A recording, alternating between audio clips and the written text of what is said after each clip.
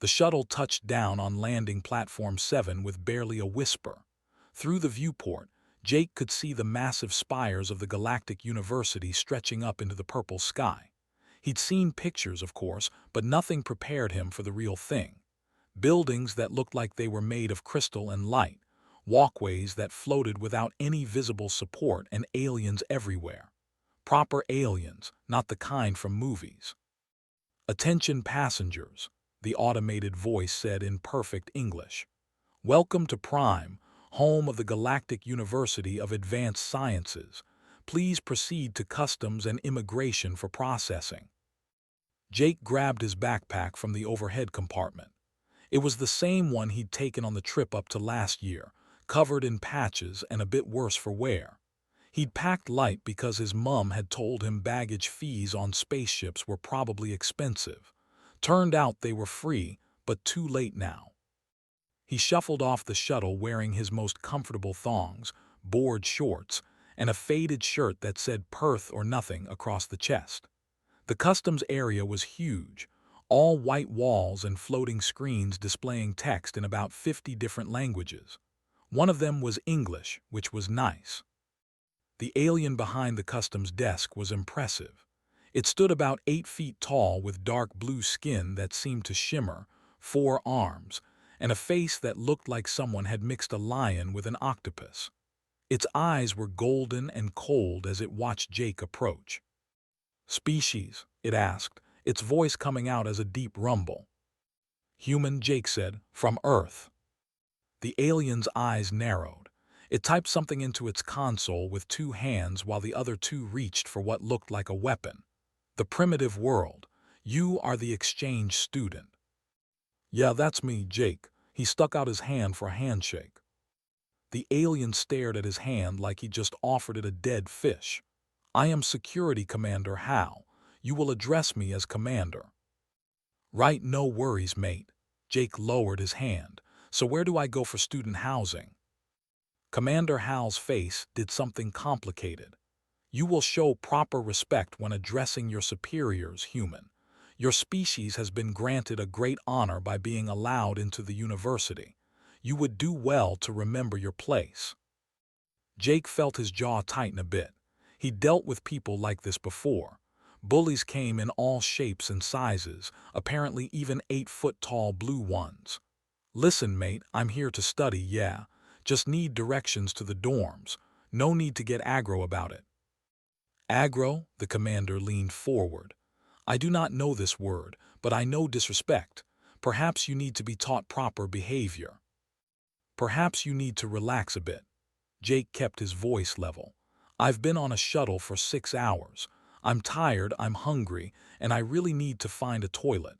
So can we just skip the intimidation bit and get to the part where you tell me where I'm going?" For a long moment, nobody moved. The other aliens in the customs area had gone quiet, watching. Finally, Commander Hal made a sound that might have been a laugh or might have been a threat. "Sector 12, Building 7, Room 304. Do not cause trouble, human."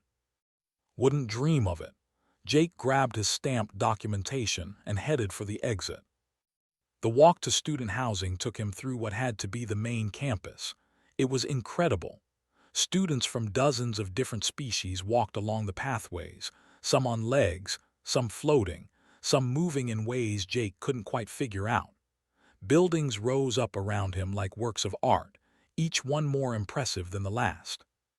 He passed what looked like a library made entirely of light, a cafeteria that seemed to be underwater despite being on dry land, and a sports field where students were playing something that looked like zero-gravity rugby.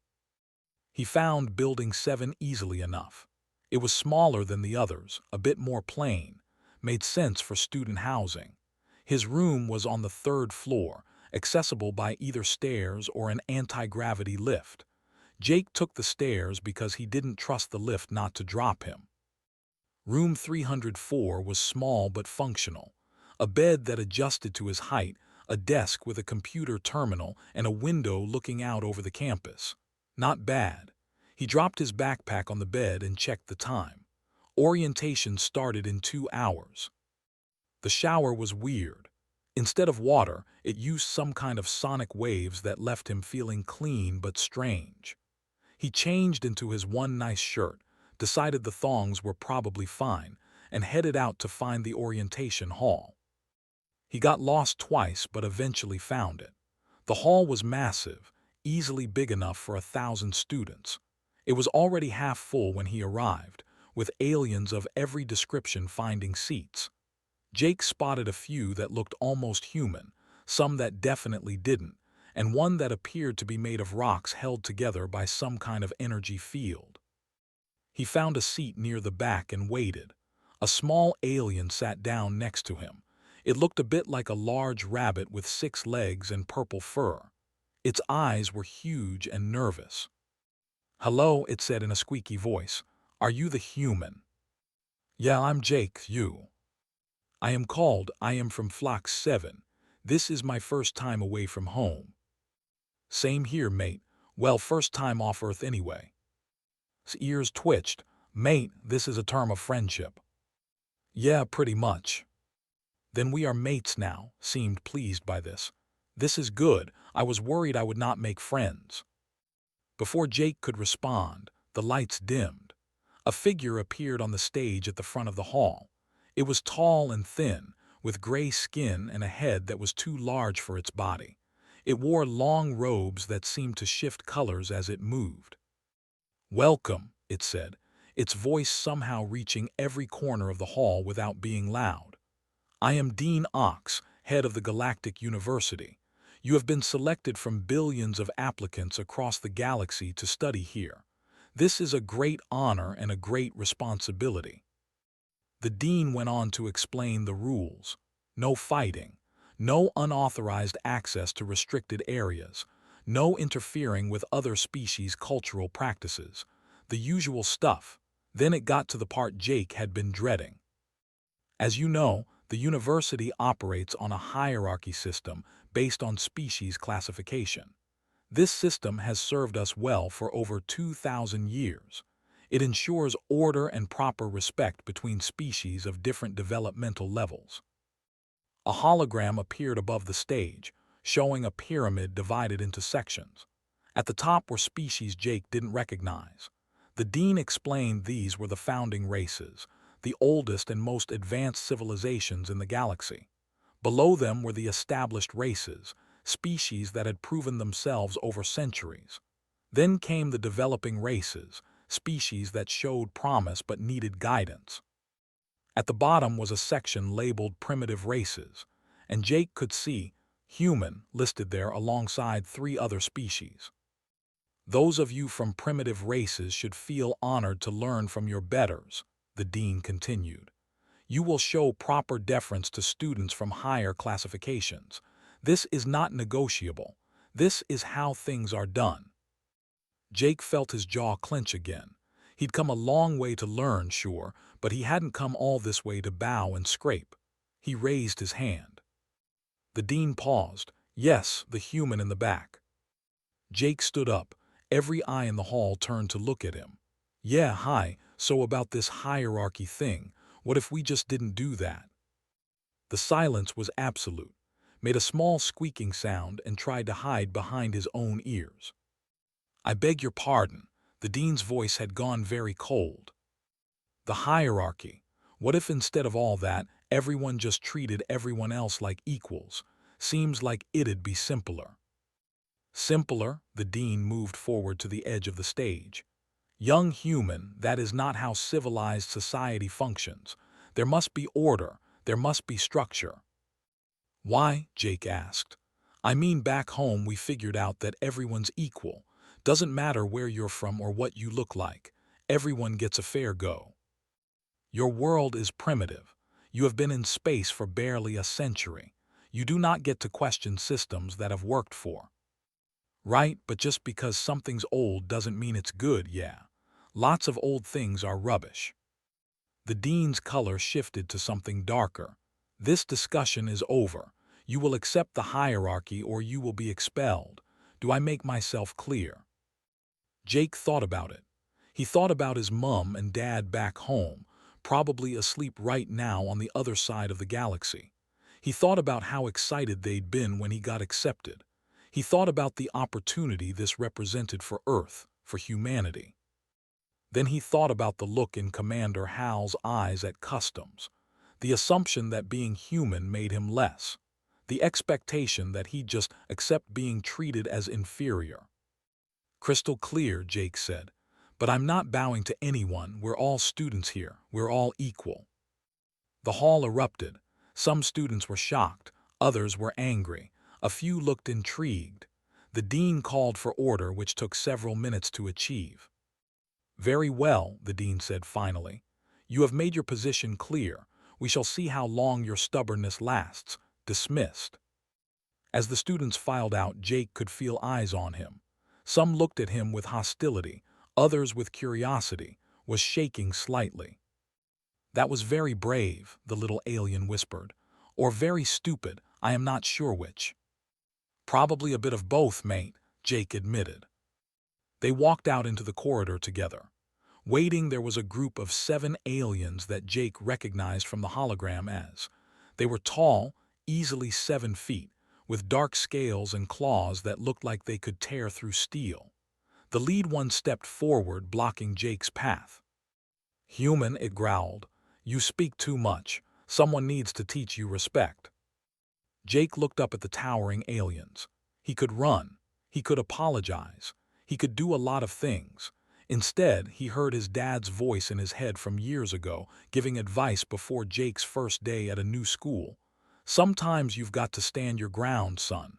Bullies only respect strength." "Right," Jake said, setting his feet. "If we're doing this, let's do it proper."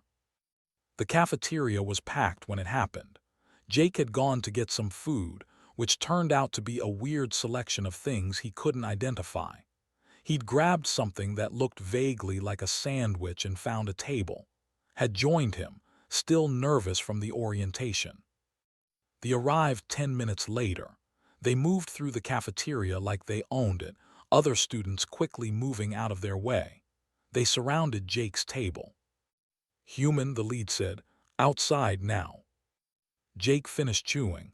"How about we settle this right here, save everyone the walk?" "You challenge me here," the seemed amused. "You are even more stupid than I thought." "Maybe, but I'm not going anywhere with you lot." The claws extended. "Then we do this here." Jake stood up slowly. The cafeteria had gone quiet. He could see students watching, some recording on their devices. Great. His first day, and he was about to be in a viral video. His mum would kill him. The lunged. It was fast, faster than Jake expected. But Jake had grown up in Perth, and Perth kids learned to scrap early. He dodged left, grabbed a tray from the table and smashed it into the alien's face. The stumbled back, surprised. "First rule of fighting," Jake said, "use what you've got." The other moved in. Jake grabbed chairs, threw food, used tables as shields. He was outmatched in size and strength, but he was angry now. Angry at being called primitive. Angry at being expected to bow. Angry at the whole stupid hierarchy system. He took hits. A claw caught his shoulder, drawing blood. A tail whip nearly took his legs out. But he kept moving, kept fighting. And slowly, incredibly, the tide began to turn. They weren't used to prey that fought back. They weren't used to someone who didn't care about the rules. Jake head-butted the leader right in the snout. The alien went down hard. The others backed off, suddenly unsure.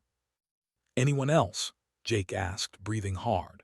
Blood was running down his arm, and he was pretty sure he'd cracked a rib, but he was still standing. The lead got to its feet slowly. It looked at Jake with new eyes. Then, incredibly, it started to laugh. A deep, rumbling sound. "You fight well, human, for a primitive." "Yeah, well, we primitives are full of surprises." They extended a claw. It took Jake a moment to realize it was offering something like a handshake. He took it carefully. You have earned respect today." "Jake and mate, you've got a mean right hook. Thought you'd broken my jaw there for a second."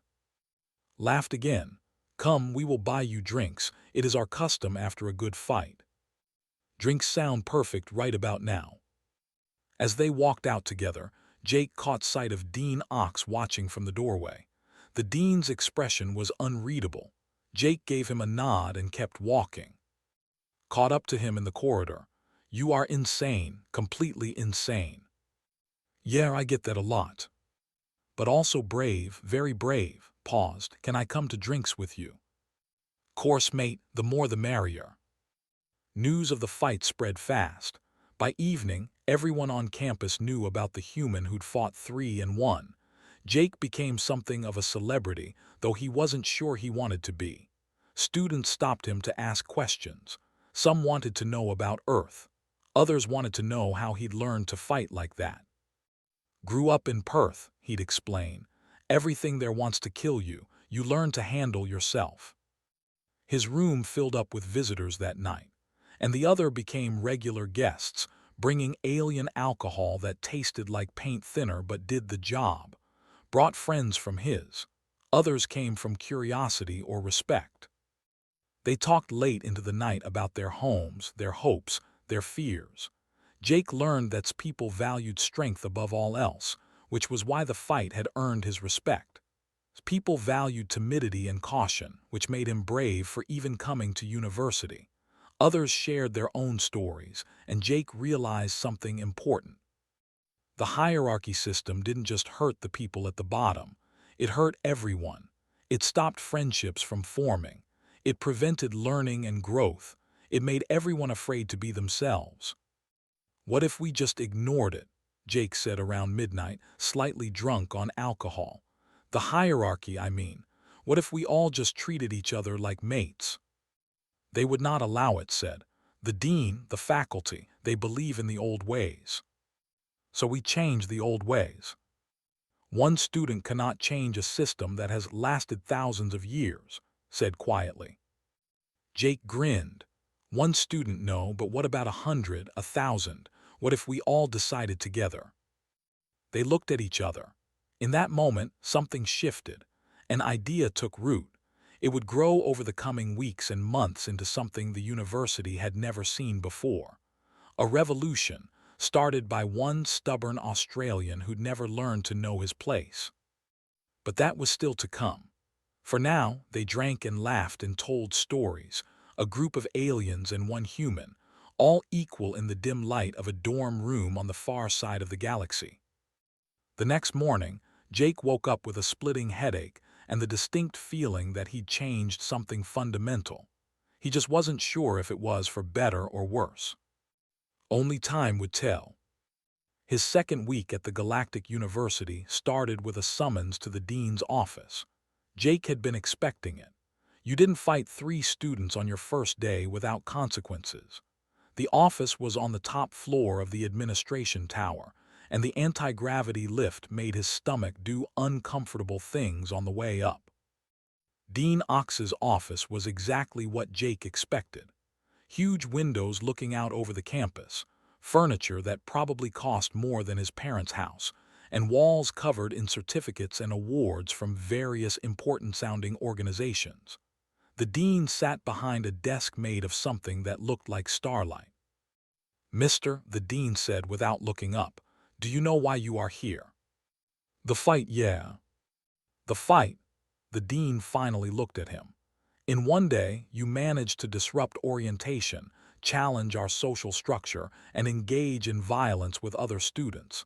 This is not the behavior we expect from exchange students. In fairness, they started it. That is irrelevant. You are here as a representative of your species. Your behavior reflects on all of humanity." Jake thought about that. It was true, he supposed. He was the first human at the university. What he did here would shape how everyone saw his species. The weight of that responsibility settled on his shoulders. "I'm sorry," he said finally. "I shouldn't have fought in the cafeteria, but I'm not sorry for standing up for myself. And I'm not going to pretend I'm less than anyone else just because my planet's new to space travel." The dean was quiet for a long moment. "Your species is very strange, mister. Most primitives are eager to please, desperate to learn from their betters. But you seem to think you have nothing to learn." "That's not true. I've got heaps to learn, that's why I'm here. But learning doesn't mean accepting that I'm inferior. And yet you are. Your technology is behind ours. Your understanding of the universe is basic at best. By any objective measure, humans are a primitive species. Maybe our technology's behind, Jake admitted. But that doesn't make us worth less as people. We've still got things to offer, different perspectives, different ways of solving problems. And yeah, maybe we're a bit rough around the edges, but we're adaptable. We survive. The dean's colors shifted through several shades. You make a compelling argument even if I disagree with your conclusions. Very well, I am not going to expel you, but understand this. You are being watched. Any further disruptions and there will be consequences. Understood. One more thing. The dean pulled up a holographic display. I have been reviewing your placement tests. Your mathematics is adequate. Your understanding of basic physics is acceptable, but your xenobiology scores are quite poor. Jake winced. He'd struggled with that test. Memorizing the biological characteristics of 50 different species wasn't his strong suit. You will be taking Xenobiology 101 with Professor Ark. I suggest you study hard. The professor does not tolerate failure. I'll do my best. See that you do, dismissed. Jake left the office feeling like he'd dodged a bullet. No expulsion was good. He headed to his first real day of classes feeling optimistic. That optimism lasted until he walked into Xenobiology 101. Professor Ark was unlike anything Jake had seen before. It didn't have a solid body. Instead, it appeared to be made of pure energy contained in a roughly humanoid shape. Colors swirled across its surface, shifting and changing in patterns that hurt to look at for too long. Students, it said, its voice emanating from everywhere and nowhere. Welcome to Xenobiology. In this class, you will learn about the incredible diversity of life in our galaxy. You will study the biology of the founding races, the established races, and even the lesser species. Jake found a seat near the back next to. The little alien was practically vibrating with excitement. Professor Ark is famous, whispered. It has written 30 books on xenobiology. This is a great honor to learn from it. The professor began the lecture by displaying a hologram of various species arranged in a pyramid. It looked familiar to Jake, too familiar. As you can see, the professor continued, there is a clear hierarchy in galactic biology. At the top, we have species like the, whose biology has been perfected over millions of years of evolution. At the bottom, we have recently emerged species whose biology is still primitive and inefficient. Jake's hand went up. Yes, the human in the back. With respect, Professor, I'm not sure that's accurate. Different doesn't mean worse. The professor's colors shifted to what might have been amusement. You question my expertise, human. I have studied xenobiology for 300 years. How long have you studied it? About 5 minutes, Jake admitted. But I know that back on Earth, we used to think some animals were better than others. Turns out they're just adapted for different environments. A fish isn't worse than a bird. They're just different. A simplistic view. Tell me, human, how much radiation can your species tolerate? Not much, I guess. The ants can survive radiation levels that would your cells in seconds. How long can you survive in vacuum? Maybe a minute. They can survive indefinitely. By any objective measure, your biology is inferior. Jake felt his frustration rising. But we can do things they can't. We're adaptable. We can live in heaps of different environments. We heal fast. We're persistent. Persistence is not a biological advantage. It is a psychological trait, and a primitive one at that. Other students were watching now. Jake could feel their eyes on him. Some looked sympathetic. Others seemed to be enjoying the show. Right, Jake said. How about we test that?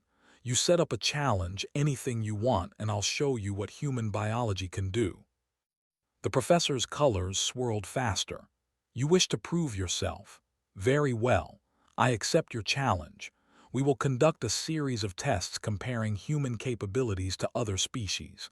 If you fail, you will acknowledge the superiority of advanced biology.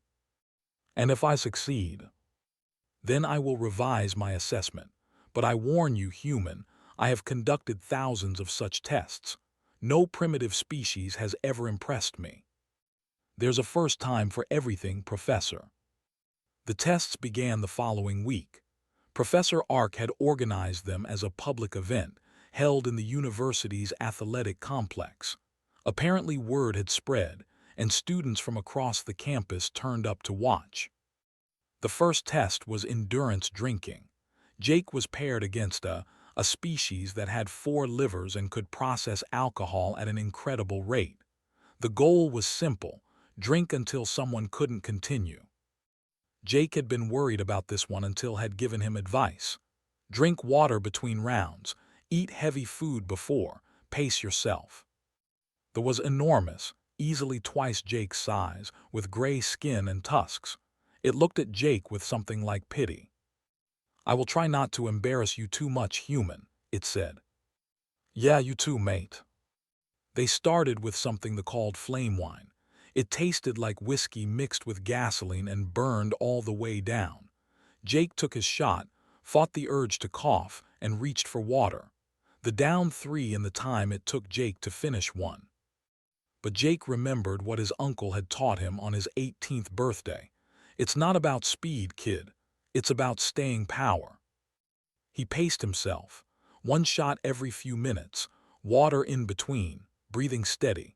They kept downing shots at an alarming rate, clearly trying to intimidate him. The crowd was cheering, placing bets on how long the human would last. An hour in, Jake was feeling it. His head was fuzzy and the room had started to tilt slightly. But he was still going. The had slowed down, its confidence fading. 2 hours in, they made a mistake. It tried to match Jake's slow pace, but it had already drunk too much too fast. Its hands started shaking. Its eyes went unfocused.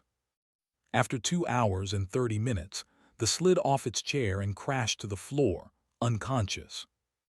Jake finished his final shot, stood up carefully, and managed to make it 3 steps before caught him. You won, human, you outdrank a. Yeah, but I feel like death. That is normal, come, we will get you water and food.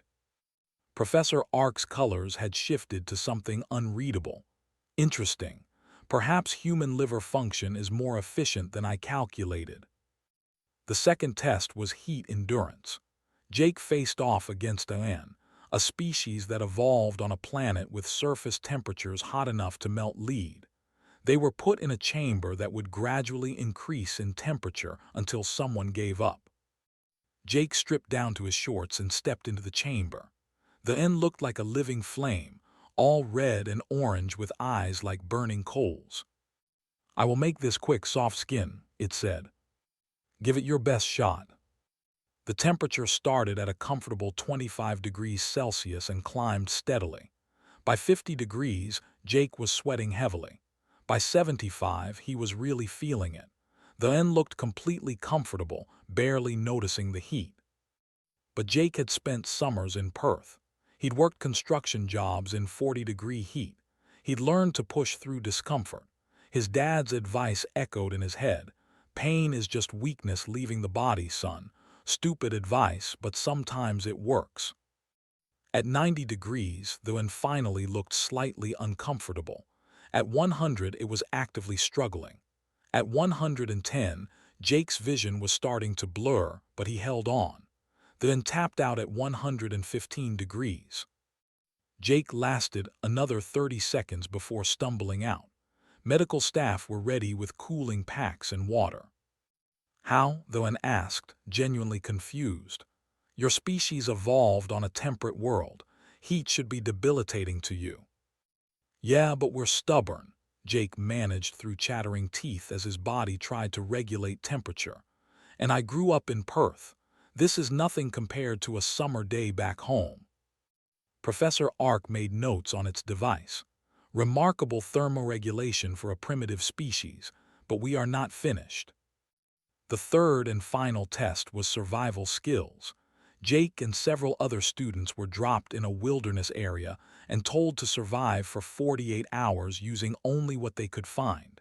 It was meant to be a team exercise, with students working together. Jake went alone. The wilderness was harsh. The planet had a thinner atmosphere than Earth, temperatures that swung wildly between day and night, and wildlife that ranged from merely dangerous to actively hostile. Other teams set up camps with technology, energy shields, and supply drops. Jake did what he'd learned on camping trips in the Australian outback. He found shelter in a cave. He identified edible plants by carefully testing them, the same way his grandfather had taught him. He set snares for small animals. He found a water source and boiled it using hot stones. On the second day, he encountered something called a razor spine. It was a predator about the size of a large dog with scales like knives and a mean disposition. It stalked him for an hour before attacking. Jake fought it off with a stick and some rocks, using tactics that would have made his ancestors proud. The creature eventually decided easier prey was elsewhere. Jake skinned it and cooked the meat. It tasted like chicken, if chicken was made of rubber and bad decisions. When the 48 hours were up, extraction teams found Jake sitting by a fire cooking breakfast. He'd not only survived but had built a proper shelter, identified 3 new edible plants, and had befriended a pack of smaller creatures that looked like 6-legged rabbits by sharing his food. "You gave them some of your supplies?" one of the extraction team members asked. "Nah, caught extra, figured they were hungry." The team leader, unlike Commander Hal, stared at him. "You do realize they are pack hunters. They should have attacked you." "Yeah, they tried at first, but I gave them some food and they calmed down. Just needed a bit of kindness, really." Back at the university, Professor Ark assembled all the test results. The entire xenobiology class was present, along with half the campus. The professor's colors swirled through patterns that Jake was learning to recognize as deep thought. "The results are unusual," it said finally. "The human, Jake, succeeded in all 3 tests despite being from a primitive species. This should not be possible according to established theory." "Maybe the theory's wrong," Jake suggested. "Or perhaps," the professor continued as if Jake hadn't spoken, "humans represent a biological adaptation we have not properly studied. Your species evolved on a Class 7 death world, one of the more dangerous planet types in the galaxy. You face extreme weather, hostile wildlife, limited resources, and regular natural disasters. To survive such a world requires extreme adaptability." The professor's colors shifted to something that might have been respect. "I have revised my assessment. Humans are not biologically inferior. They are differently optimized. Your species trades specialization for adaptability. Where other species excel in specific environments, you can survive in almost any." Jake felt a grin spreading across his face. "So we're not primitive." "Your technology is primitive. Your biology is fascinating. There is a difference. I was wrong to conflate the two." The professor turned to address the whole class. "Let this be a lesson. Never assume that different means inferior. The galaxy is full of surprising adaptations." The class erupted in chatter. Students were reassessing everything they'd been taught, was practically bouncing with excitement. "You did it. You changed a professor's mind. That never happens." Clapped Jake on the back hard enough to rattle his teeth. "You are full of surprises, human. I am glad we are friends." Word of the test spread even faster than the fight had. Within days, Jake found himself something of a campus celebrity. Students wanted to meet the human who'd proven professors wrong. Some were hostile, defenders of the old order who saw him as a threat, but many more were curious or inspired. A group of students from lower-tier species sought him out. They'd been watching everything Jake did, seeing someone who refused to accept the hierarchy. A girl from a species called the Ends approached him in the cafeteria. "We have been talking," she said quietly, "about what you said in orientation, about equality. Yeah, we want to try something, but we need your help." She explained their idea. It was simple but radical, a student council where everyone had equal votes regardless of species classification, a place where lower-tier students could have their voices heard. "The university will never allow it," Jake said. "Perhaps, but we will not know unless we try. Will you help us?" Jake thought about it. He thought about the dean's warning, about being watched, about being careful.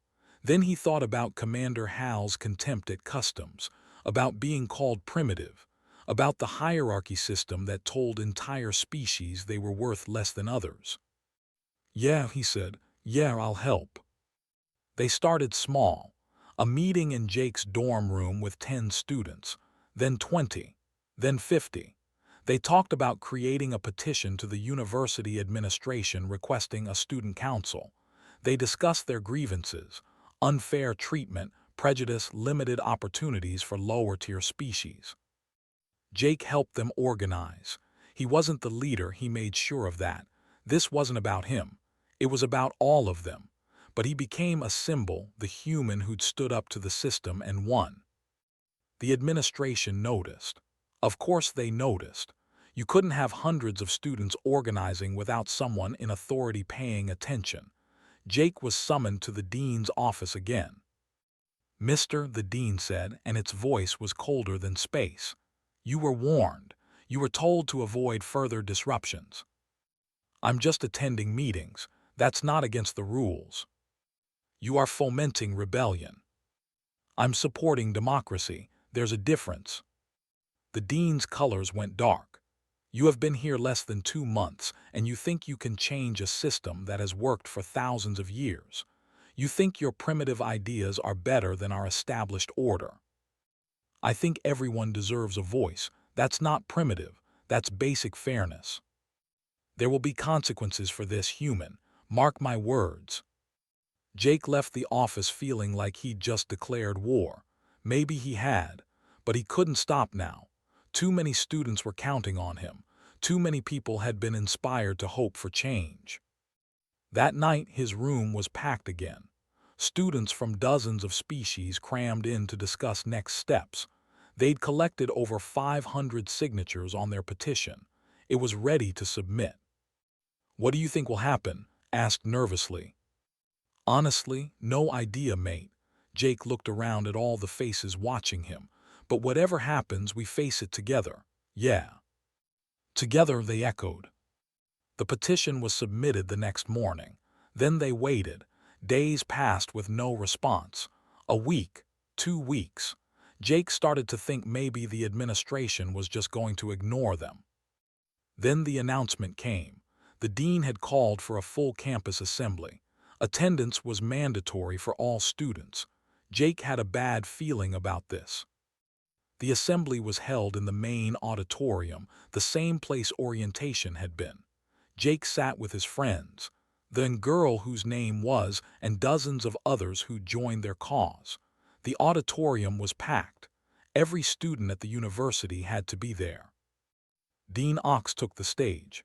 Its colors were shifting rapidly, a sign Jake had learned meant agitation or anger.